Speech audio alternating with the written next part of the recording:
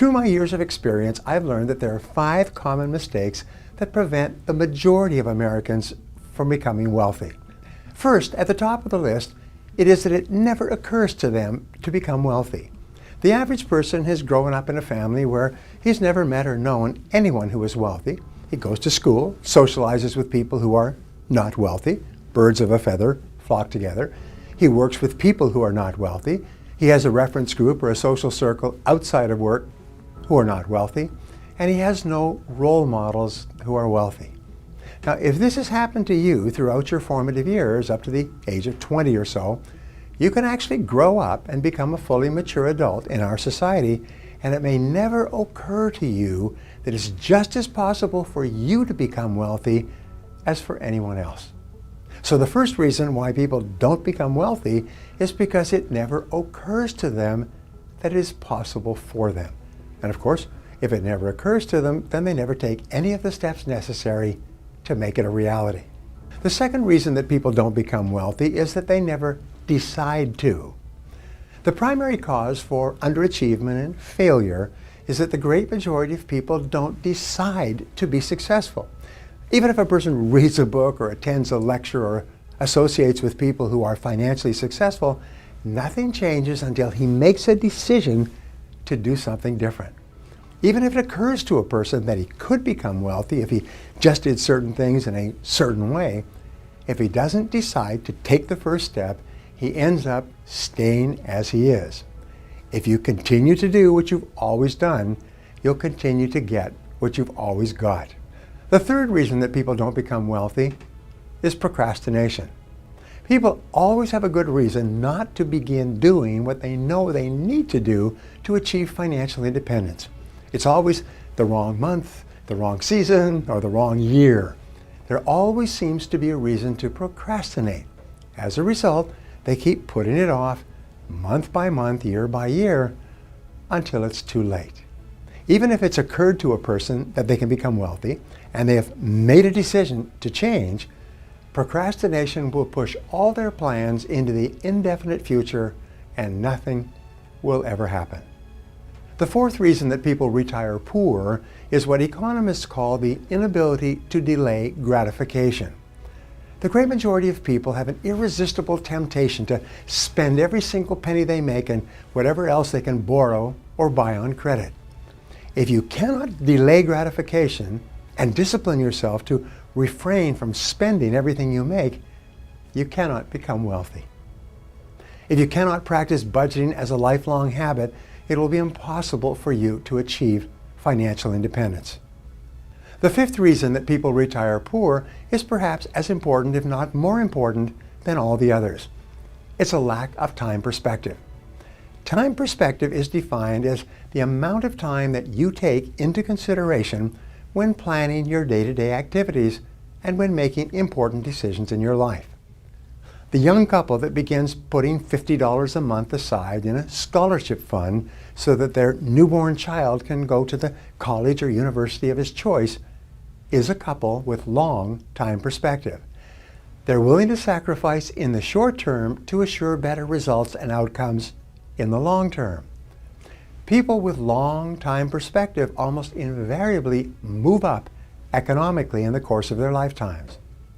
Money tends to flow toward those people who can use it in the most productive ways to produce valuable goods and services, and who can invest it to create employment and opportunities that benefit others. At the same time, money flows away from those who use it poorly or who spend it in non-productive ways. Here now are the absolutely unbreakable laws of money. Number 1 is the law of abundance. This law says that we live in an abundant universe in which there is sufficient money for all who really want it and who are willing to obey the laws governing its acquisition. What this means is that there is plenty of money available to you. There is no real shortage. You can have virtually all you really want and need. We live in a generous universe, and we are surrounded on all sides by blessings and opportunities to acquire all we truly desire. Your attitude of either abundance or scarcity toward money will have a major impact on whether you become rich or not. The first corollary of the law of abundance says that individuals become wealthy because they believe they have the ability to become wealthy. Because they believe this completely, they act accordingly. They consistently do the things that turn their beliefs into realities. In the book The Instant Millionaire by Mark Fisher, the old millionaire asks the boy who has sought his advice about becoming a millionaire, "Why aren't you rich already?" This is an important question to ask yourself. However you answer this question will reveal a lot about yourself to yourself. Your answers will expose your self-limiting beliefs, your doubts, your fears, your favorite excuses, your rationalizations, and your justifications. Why aren't you rich already? Write down all the reasons you can think of. Go over your answers one by one with someone who knows you well and ask them for their opinion. You may be surprised to find that your reasons are mostly excuses that you have fallen in love with. Whatever your reasons or excuses, you can now get rid of them. The world is full of hundreds and thousands of people who have had far more difficulties to overcome than you could ever imagine, and they've gone on to be successful anyway. And so can you. Number 2, Parkinson's Law. Parkinson's Law is one of the best known and the most important laws of money and wealth accumulation. It was first formulated by English writer C. Northcote Parkinson many years ago, and it explains why most people retire poor. This law says that no matter how much money people earn, they tend to spend the entire amount and a little bit more besides. Their expenses rise in lockstep with their incomes. Many people are earning today several times what they were earning at their first jobs, but somehow they seem to need every single penny to maintain their current lifestyles. No matter how much they make, there never seems to be enough. The first corollary of Parkinson's Law says, financial independence comes from violating Parkinson's Law.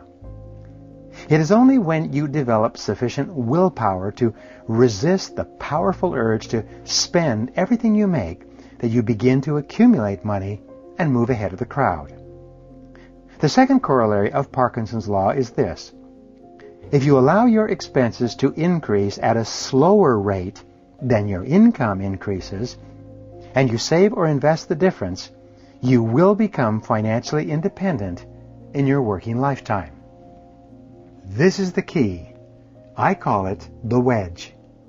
If you can drive a wedge between your increasing earnings and the increasing costs of your lifestyle, and then save and invest the difference, you can continue to improve your lifestyle as you make more money. By consciously violating Parkinson's Law, you will eventually become financially independent. From this point onward, resolve to save and invest 50% of any increase you receive in your income from any source. Learn to live on the rest. Save 50% of any amount that you receive from any source whatsoever. This still leaves you the other 50% to do with as you desire. Number 3, the Law of Three.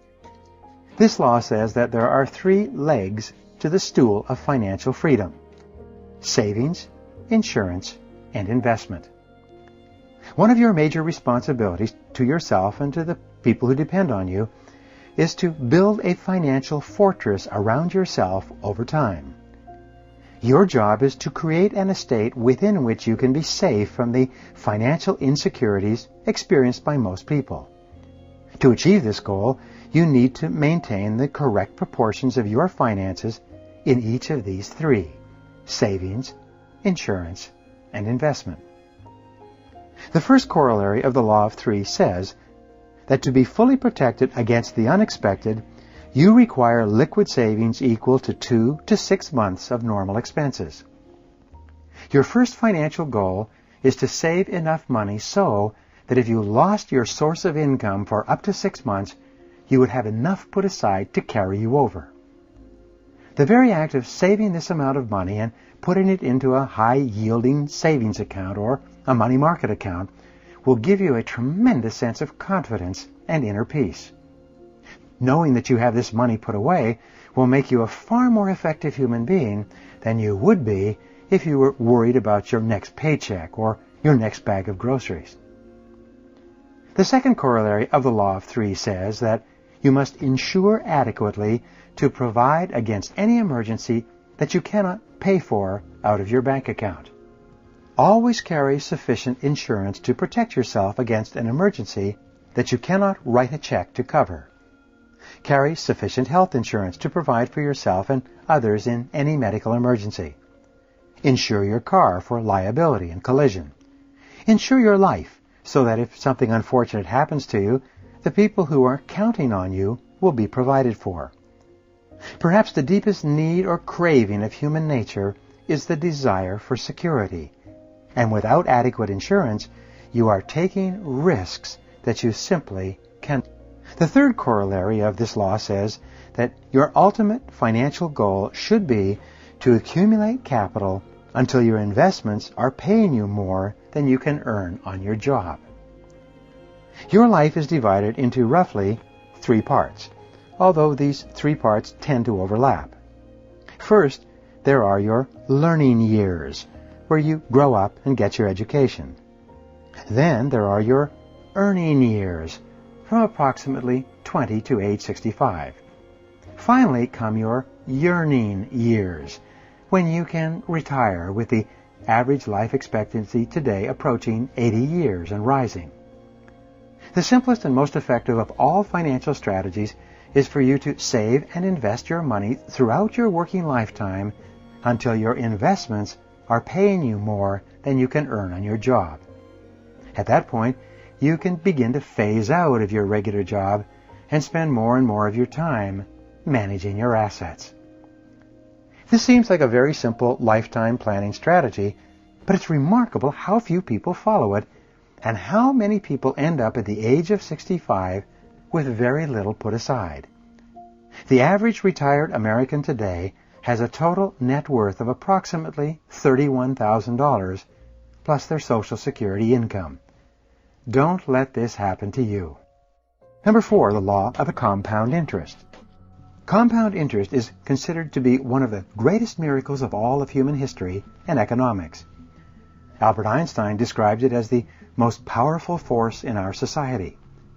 When you let money accumulate at compound interest over a long enough period of time, it increases more than you can imagine.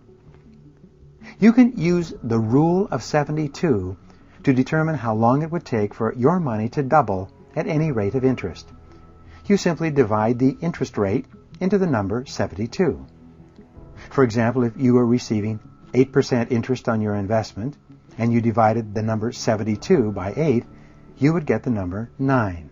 This means that it would take you 9 years to double your money at 8% interest. It has been estimated that $1 invested at 3% interest at the time of Christ would be worth half the money in the world today. If the money had been allowed to grow and double, and then double again, and then again and again and again, it would be worth many billions or trillions of dollars today. The first corollary of this law says, the key to compound interest is to put the money away and never touch it. Once you begin accumulating money and it begins to grow, you must never touch it or spend it for any reason. If you do, you lose the power of compound interest, and though you spend only a small amount today, you will be giving up what could be an enormous amount later on. If you start early enough, invest consistently enough, never draw on your funds, and rely on the miracle of compound interest, it will make you rich. An average person earning an average income who invested $100 per month from age 21 to age 65 and who earned a compounded rate of 10% over that time would retire with a net worth of more than $1 million.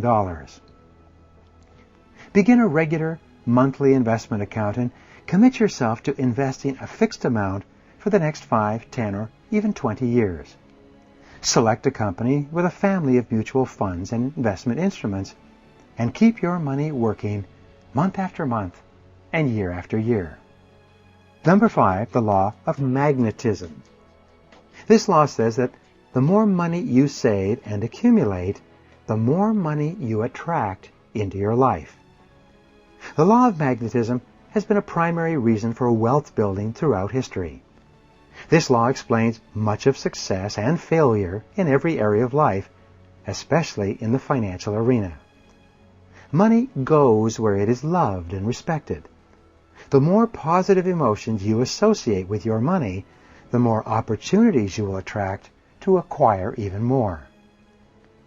The first corollary of the law of magnetism as it applies to money is that a prosperity consciousness attracts money like iron filings to a magnet. This is why it is so important for you to start accumulating money, no matter what your situation. Put just a few coins into a piggy bank. Begin saving even a small quantity of money. That money, magnetized by your emotions of desire and hope, will begin to attract more money to you faster than you can imagine. The second corollary of the law of magnetism says, it takes money to make money. As you begin accumulating money, you begin to attract more money and more opportunities to earn more money into your life. This is why it is so important that you start, even with a small amount. You will be amazed at what starts to happen. Take time every day, every week, and every month to reflect on your financial situation and look for ways to deploy your finances more intelligently. The more time you take to think intelligently about your finances, the better decisions you will make, and the more money you'll have to think about. And the more you think about your savings and investments, the more of them you'll attract into your life. Law number 6 of accelerating acceleration. This law says that the faster you move toward financial freedom, the faster it moves toward you. The more money you accumulate and the more success you achieve, the more and faster money and success seems to move towards you from a variety of different directions. Everyone who is financially successful today has had the experience of working extremely hard, sometimes for years, before they got their first real opportunity. But after that, more and more opportunities flowed to them from all directions. The major problem most successful people have is sorting out the opportunities that seem to come at them from everywhere.